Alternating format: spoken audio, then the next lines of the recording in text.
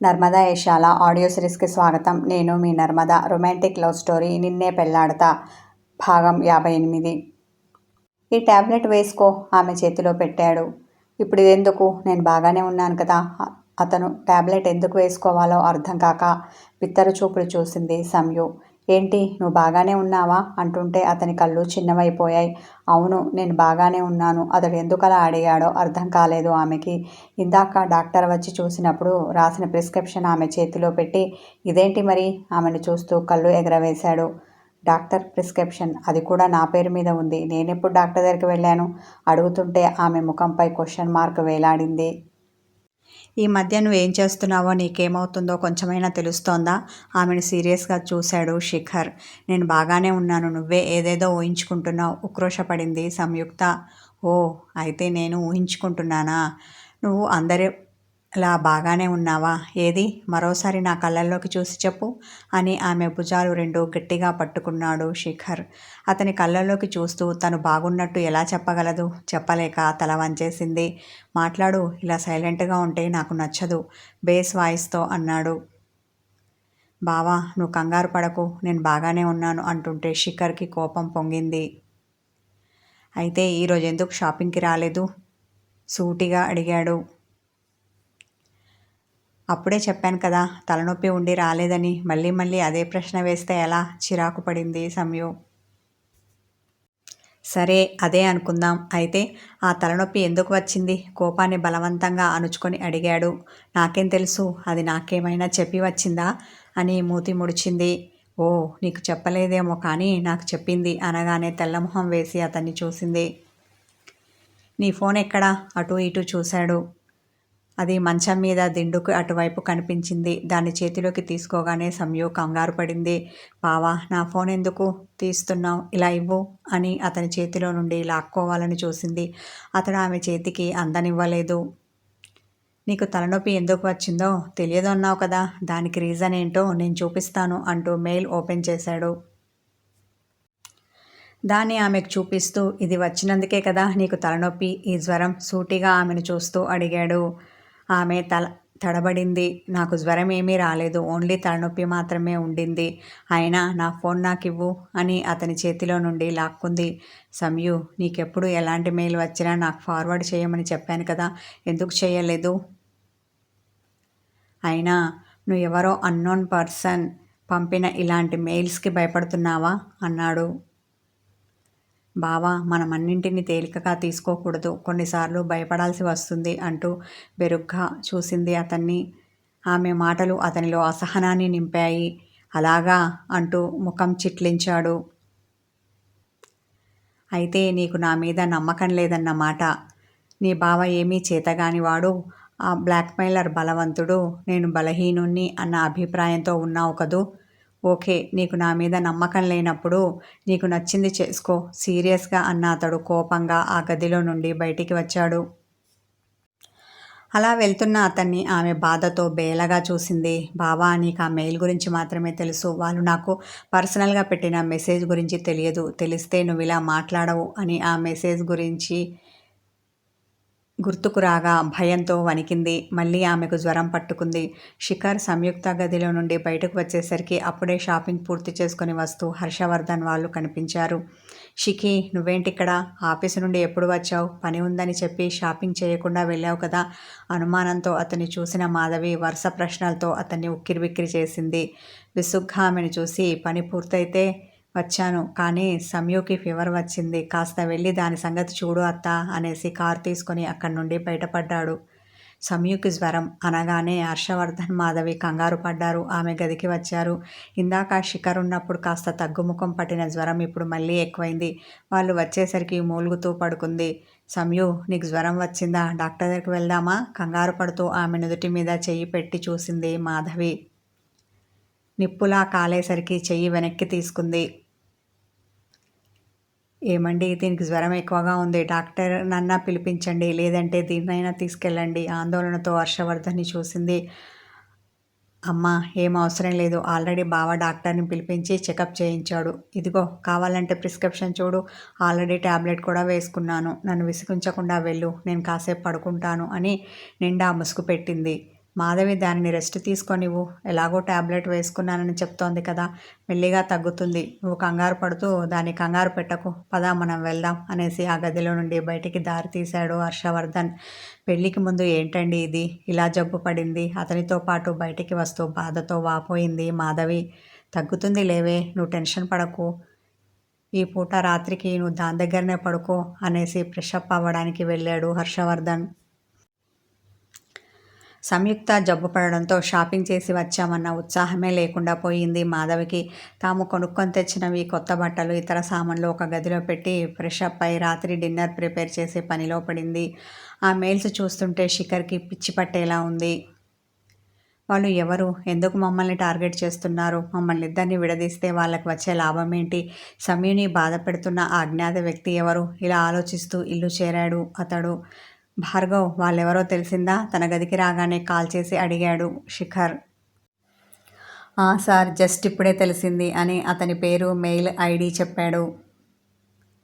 అతడు చెప్పింది విన్న తర్వాత ఒక్కింత ఆశ్చర్యానికి గురయ్యాడు శిఖర్. అతని ఐడి ద్వారా ఇంకేమైనా వివరాలు తెలుస్తాయేమో చూడు, భార్గవ్ అన్నాడు. అలాగే సార్ అని చెప్పి కాల్ కట్ చేశాడు భార్గవ్. ఫ్రెషప్ అవ్వడానికి వాష్రూమ్కి వచ్చిన శిఖర్కి ఆలోచనలు ఆగడం లేదు. అవి ఆ షవర్ నీటి ప్రవాహంలా సాగుతూనే ఉన్నాయి. జితేష్ సక్సేనా, ఇతడెవరు, ఇతని పేరు ఇంతకుముందు ఎప్పుడు విన్నట్టు లేదు. నా ఫ్రెండ్స్ సర్కిల్లో కానీ మా కుటుంబ సభ్యుల్లో కానీ ఇలాంటి పేరున్న వాళ్ళు ఎవరూ లేరు. పైగా అతని ఇంటి పేరును బట్టి చూస్తే మన వైపు వాళ్ళు కాదు అనిపిస్తుంది అని అతని గురించి థింక్ చేయడం మొదలుపెట్టాడు శిఖర్. అతని ఆలోచనలు ఆగలేదు, కానీ షవర్ ఆగింది. కాదు అతడే కట్టేశాడు.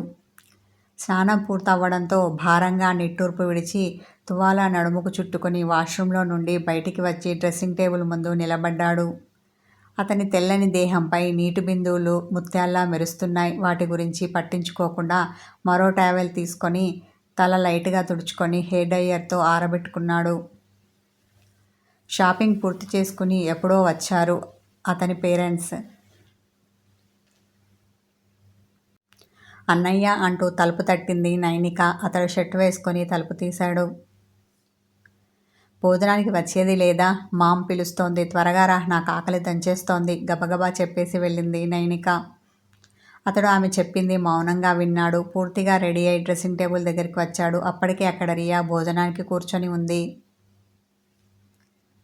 అతడు ఆమెను పట్టించుకోలేదు, కానీ ఆమె చూపులన్నీ అతని మీదనే ఉన్నాయి.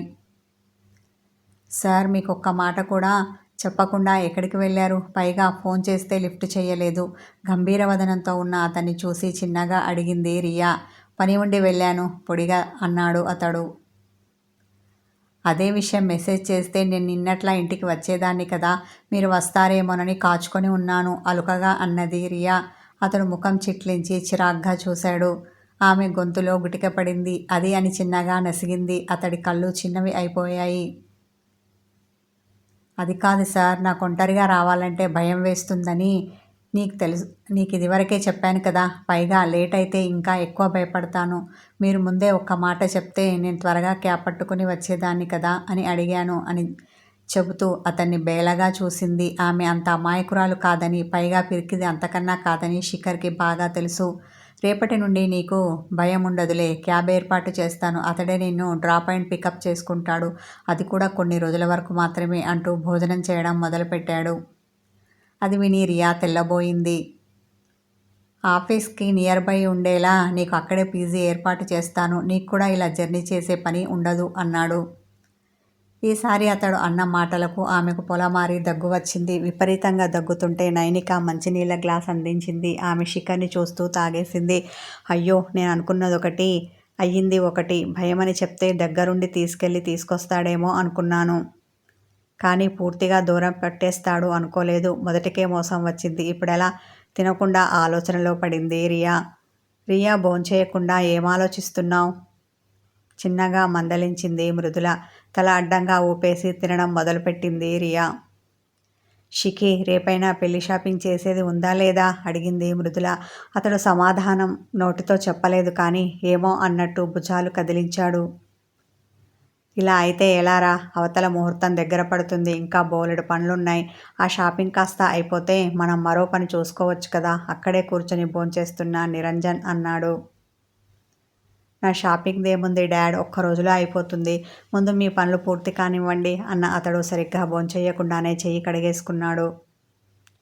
ఏమైంది వీడికి? అదోలా ఉన్నాడు మృదులతో అన్నాడు నిరంజన్. వాడినే అడగండి, నన్నడిగితే నాకెలా తెలుస్తుంది? పెదవి విరిచింది మృదుల. ఏంటో మమ్మీ, ముహూర్తాలు పెట్టుకున్నాక ఇటు అన్నయ్య ప్రవర్తన, అటు సంయుక్త ప్రవర్తన పూర్తిగా మారిపోయింది. వీళ్ళిద్దరూ ఏమైనా గొడవ పడ్డారేమో. 2-3 రోజులుగా వీళ్ళ ప్రవర్తనని అబ్జర్వ్ చేస్తున్న నైనిక అన్నది. అవునా అని ఆశ్చర్యపోయిన మృదుల, అదేంటో కనుక్కో అంది. నేనా? అది కూడా అన్నయ్యని అడగడమే నా వల్ల కాదు బాబు. అదేదో నువ్వే అడుగు భయం నటించింది నైనిక. వాడిని కాదే, సమయుని అడుగు. అది నీ క్లోజే కదా, చెప్తుంది. అయినా వీళ్ళు ఇప్పుడే ఎడమొహం పెడమొహంగా ఉంటే ఇక రేపు పొద్దున పెళ్ళయ్యాక ఎలా ఉంటారో వాపోయింది మృదుల. వీళ్ళ మాటలు వింటూ మనసులో మురిసిపోయింది రియా. తన ప్లాన్ సక్సెస్ అయినందుకు సంబరపడింది. ఓ 4 ముద్దలు ఎక్కువ తినేసింది. ఈ విషయం అతనికి చెప్పాలి అనుకుంటూ తన గదికి వచ్చింది. సెల్ ఫోన్ చేతిలోకి తీసుకొని అతనికి కాల్ కలిపింది. లిఫ్ట్ చేసిన అతడు, చెప్పు అన్నాడు. జితేష్, మీ ప్లాన్ సూపర్ అనుకో సంబరంగా చెప్పింది రియా. అవునా? అయితే వాళ్ళ పెళ్ళి క్యాన్సిల్ అయిందా? ఉత్సాహంగా అడిగాడు జితేష్. ఇంచుమించు అయినట్టే అనుకోండి చిన్నగా నసిగింది. అనుకోవడం ఏంటి? బేస్ వాయిస్తో అన్న అతడు, ఇలా సగం సగం కాకుండా కాస్త అర్థమయ్యేలా స్పష్టంగా చెప్పు అని విసుక్కున్నాడు. అంటే జితేష్ గారు, సంయుక్తకి శిఖర్కి మధ్య గొడవలు జరుగుతున్నాయని, వాళ్ళిద్దరూ ఈ పెళ్ళికి సిద్ధంగా లేరని ఇన్నర్ టాక్. అంతేకాదు వాళ్ళ పెళ్ళి షాపింగ్ కూడా ఇంతవరకు చేయలేదు. ఇదే విషయం శిఖర్ని అడిగితే చూద్దాం తొందరేముంది అన్నాడు. పైగా అతడు అదోలా ఉన్నాడు. ఇది చాలదు ఈ పెళ్ళి జరగదు అనుకోవడానికి అన్నది రియా. అతడు ఏదో ఆలోచనలో ఉండి మాట్లాడలేదు. జితేష్ ఉన్నారా? ఎక్కడ కాల్ కట్ అయిందో అనుకొని కంగారు పడింది రియా. అన్న అతడు, ఎప్పటికప్పుడు నువ్వు వాటిని అబ్జర్వ్ చెయ్యి. అంతేకాకుండా చాటుగా అయినా సరే వాళ్ళ మాటలు విను. శిఖర్ మీద పూర్తిగా ఒక కన్నేసి ఉంచు. ఏ విషయమైనా నాకు వెంటనే చెప్పు. పూర్తిగా పెళ్ళి ఆగిపోయే వరకు నేనెవరిని నమ్మను, చివరికి నిన్ను కూడా అన్న అతడు సైడ్ స్మైల్ ఇచ్చాడు. అంతగా నాపై నమ్మకం లేనప్పుడు ఈ పనిని నాకెందుకు అప్పగించారు? అతని మీద కోపంతో విరుచుకుపడింది రియా. ఈ రొమాంటిక్ కథ కొనసాగుతుంది. హాయ్ వ్యూవర్స్, నా స్టోరీ వీడియోస్ ముందుగా చూడాలి అనుకుంటే నా ఛానల్కి మెంబర్షిప్ తీసుకోండి, లైక్ చేయండి.